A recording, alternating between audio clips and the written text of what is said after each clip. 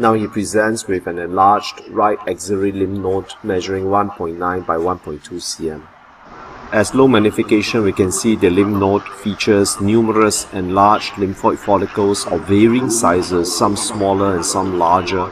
Some lymphoid follicles are 2 or 3 times larger than the smallest lymphoid follicles. Once again, we can see lymphoid follicles of varying sizes, and this is usually a reactive feature when you see lymphoid follicles of varying sizes.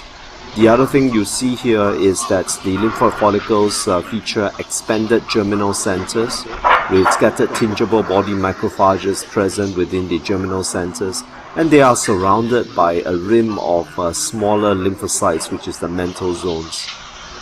Here we see the lymphoid follicle featuring a reactive germinal center appears hyperplastic, and intact and slightly hyperplastic mantle zone that is thicker in the one region closer to the light zone. Here in this lymphoid follicle, we can see the expanded reactive germinal center featuring many macrophages within the dark zone and fewer macrophages but smaller cells in the light zone. The mantle zone is intact but is thicker closer to the light zone and thinner closer to the dark zone. Another lymphoid follicle once again showing the polarization of the dark and the light zones, with more tingible body macrophages in the dark zone and a thicker mantle zone closer to the light zone. As you can see here, the dark zone comprises mainly centroblasts. The dark zone of the germinal center comprises mainly centroblasts with scattered macrophages containing apoptotic bodies, whereas in the light zone you see less centroblasts and more centrocytes. Here within the light zone we can see more centrocytic cells, which are smaller cells with irregular or cleaved nuclear contours and lower NC ratio, whereas here in the dark zone we can see more centroblasts with a higher NC ratio comprising larger cells with more prominent nucleoli, as well as numerous apoptotic bodies and macrophages. As we move from the germinal centers into the interfollicular regions, we can see a heterogeneous population of lymphoid cells. Higher magnification, you can see this heterogeneous population of lymphoid cells featuring smaller lymphocytes with condensed chromatin, larger ones with more open chromatin and prominent nucleoli.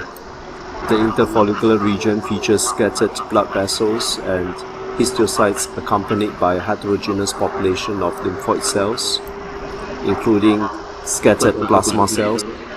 We see sheets of mature-looking plasma cells with clock-phase nuclei, eccentric nuclei with ample cytoplasm.